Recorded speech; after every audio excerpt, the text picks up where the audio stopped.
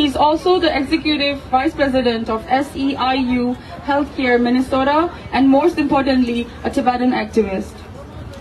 Mr. Jigme Ugyen is one of the most vocal and outspoken about this unfounded defamation of His Holiness the 14th Dalai Lama.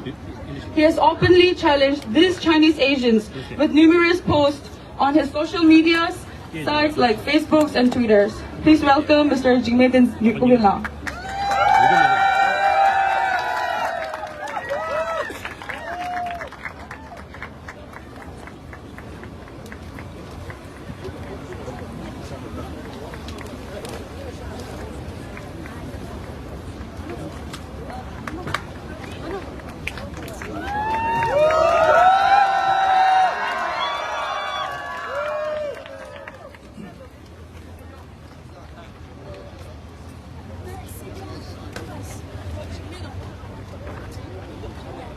Long live! Long live! Long live! This is an incredibly powerful, strong, and resilient group that I see from here. I hear there's about 5,000 Tibetans standing shoulder to shoulder. And I keep saying that this is not a protest. This is an uprising.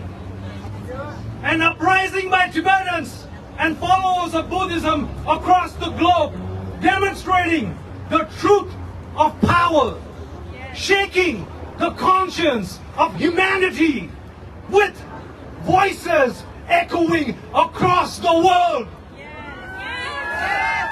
An uprising to awaken the spirits of our martyrs, the courage of our ancestors, because every time they come for His Holiness, they have to come through all of us. This is not a protest. This is an uprising. My name is Jigme. I'm a Tibetan. And I'm a proud follower of His Holiness, the great 14th Dalai Lama, and I serve as the president of the Tibetan National Congress.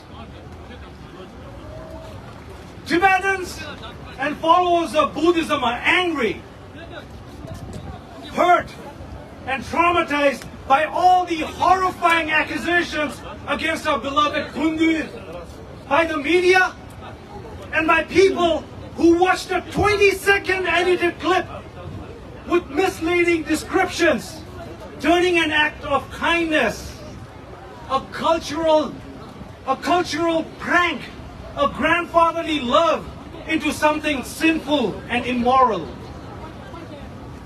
We recognize that child abuse and neglect are serious global problems. Many children suffer serious abuse at the hands of powerful and some religious institutes. Child abuse should never be tolerated. But His Holiness's act of kindness, humor, and warmth towards the young Indian child should not be compared to that. His Holiness has been in the eyes of the world ever since he was born. He has lived a pure monastic life of celibacy, preaching and practicing compassion, non-violence, and harmony.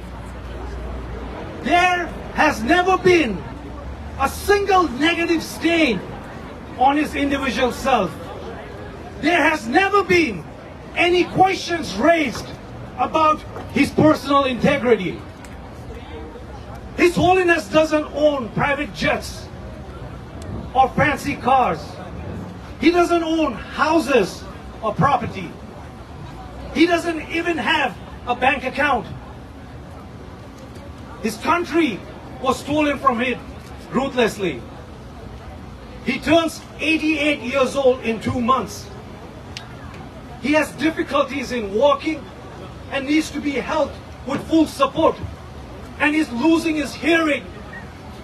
Yet he tirelessly continues to share his wisdom and build bridges across nations and religions. He tirelessly strives to make a better world on the concept of universal oneness and human happiness. As humans, humanity should consider ourselves extremely fortunate, and we need to thank our destiny that we live and breathe in the same era as such a moral leader. The Lama may belong to the world, but nobody knows him better than us Tibetans. He is not only our spiritual leader, but he is the manifestation of the Tibetan nation and our peaceful and honest struggle against a cruel, despotic, and a totalitarian government that is not only using a political angle and the magnitude of this smear campaign to align and to malign the reputation and the legacy. For decades now, the Chinese government has launched one of the most sophisticated cyber warfare and digital espionage targeting His Holiness, the Tibetan community, and our movement. The edited video of His Holiness and the Indian boy was first shared on Twitter, Facebook, YouTube, and it received about 7 million views in a day or so. These were not BTS, Blackpink, or Taylor Swift, but these were fake accounts, literally created a day or so ago. It's clear that bots were used to amplify the video to create the appearance of support while abusing the algorithms. The Chinese government's disinformation has a network of trolls in various languages across the world, hate media, and so-called influencers who have weaponized social media at an unprecedented global scale. China is clearly demonstrating to the world their disruptive and destructive cyber capabilities.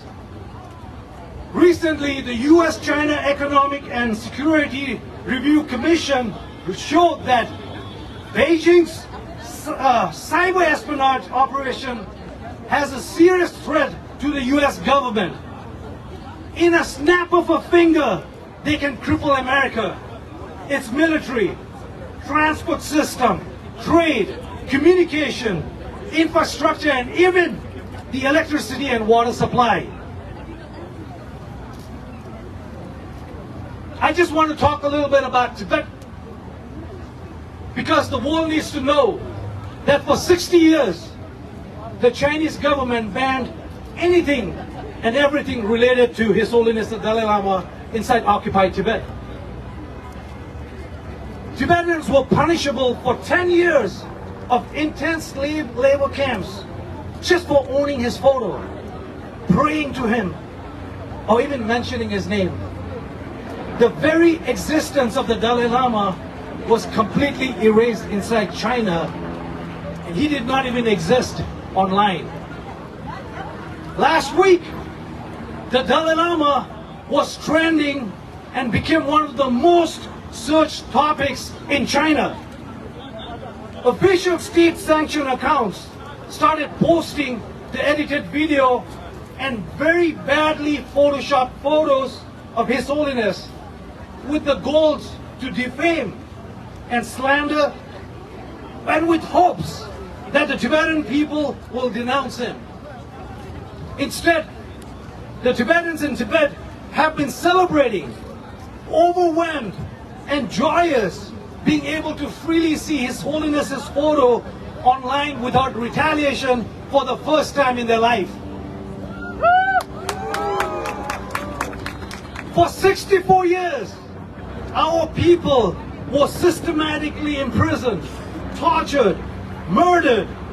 But Tibetans of all walks of life continue to challenge the Chinese rule inside Tibet with vigor, resistance, and fortitude.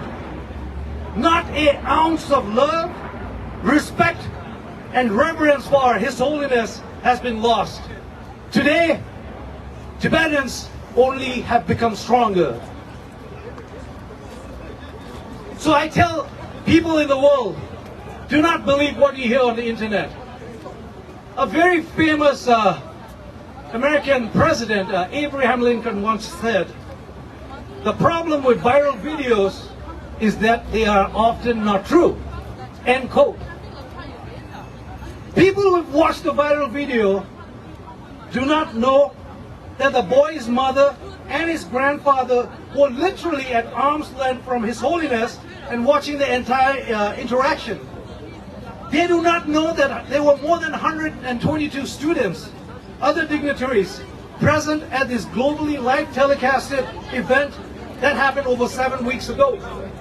They do not know that the boy and the mother spoke after the teaching to express their joy and happiness, and that the family recently sent His Holiness a letter reassuring that their faith and love for him remains intact, and apologize to him for causing this distress. There's been no concerns, complaints, or grievances raised by the boy, the family, the 120 students, the dignitaries, and any and all who was present at this teaching. Now let's take a moment to talk about the boy's mother. She is no ordinary mother. She was conferred with the Grand Doctor of Philosophy and has a degree from Harvard, besides various other qualifications. Her accomplishment and leadership around women empowerment and children's rights and education has won her countless awards and recognition, including the Mahatma Award in India and Time Magazine's 40 Under 40. So, how can people tell this incredible woman how she should feel and react? How can people undermine the boy's reaction and gaslight his joyful emotions so that they can validate their own insecurities? Who are they to demand that this family see the world through their own corrupted minds? Who are they to judge His Holiness and our ancient customs and traditions? If you do not understand our culture, stop imposing your culture on us. Stop corrupting and confusing your weak minds between love and lust. Please stop. Your privilege and your arrogance are disgusting and embarrassing.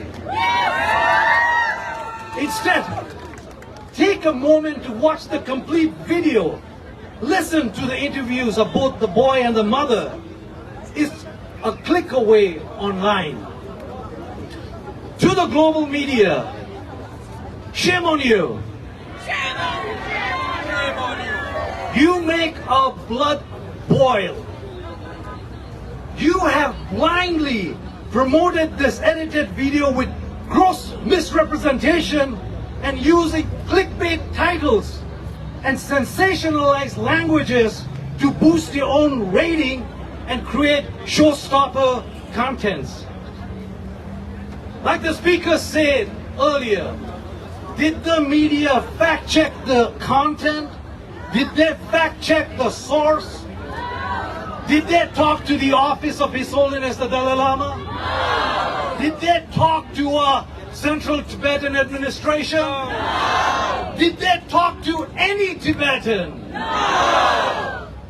But why are they suddenly so silent about the boy and the mother's interview? Why are they refusing to talk about the full video and the various interactions that happened that day? I asked the media people, how can you survive on your wealth created by maligning a cherished leader that has changed the entire landscape of human consciousness with his universally accepted message of peace, love, and compassion? If these so-called journalists even have a speck of guilt and shame, they need to apologize to His Holiness. the irony is that he has already forgiven them. And we, as Tibetans, we will constantly pity them, but we will also pray for their redemption. The media needs to stop controlling and influencing our narrative and dictating our history. They need to stop hiding behind their financial fear.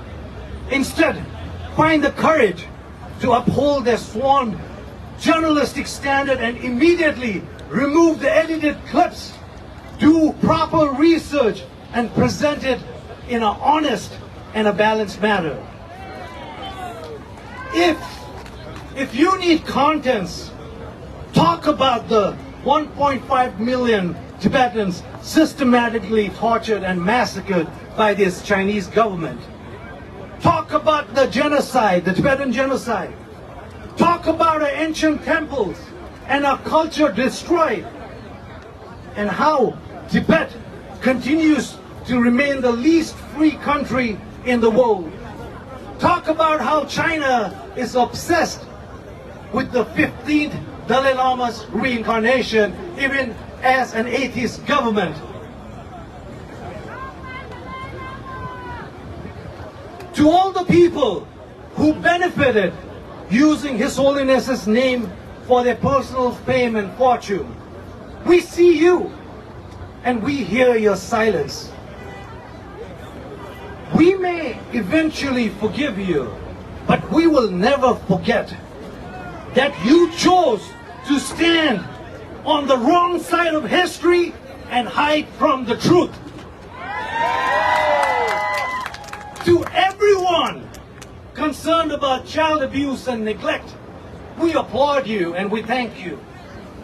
But we now call on you to join us to demand that China end the forcible removal of 1 million Tibetan children, some as young as 4 years old, separated from their families and placed in Chinese state-run boarding schools to erase their culture, religion, language, and identity. Join us to raise our voices on this child abuse, and let's make it a viral issue. To all my Tibetan siblings, this is the time to rise beyond our self-imposed differences and individual separation. Now is the time to rededicate ourselves to the goals which unite all Tibetans. Restore our freedom and independence in our homeland and reunite our fellow Tibetans in Tibet with His Holiness the Dalai Lama. What unites us all as Tibetans, beyond the blood that flows in our veins, is far more significant and substantial than our enemy's power and money. Always remember that as long as each one of us are fueled by our faith, flamed by our undying love for His Holiness the Dalai Lama, forged in our history and bonded by our country and our siblings there, nothing and nobody can divide us. We as Tibetans will remain united in our goals, in our loyalty, in our blood, and we will continue to be unstoppable, and we will last longer than the CCP government. Our truth is our weapon. We shield it not just as victims, but as survivors, as fighters, as warriors that flow in our blood. Let us not back down, because this uprising needs to continue. It needs to grow till every voice in this country, in this world, recognizes not only our truth about His Holiness the Dalai Lama, but about Tibet. Let us keep this uprising going, because the truth must prevail. Long live! Long live! Wegalo! Wegalo! Break it up! Break it up! Good.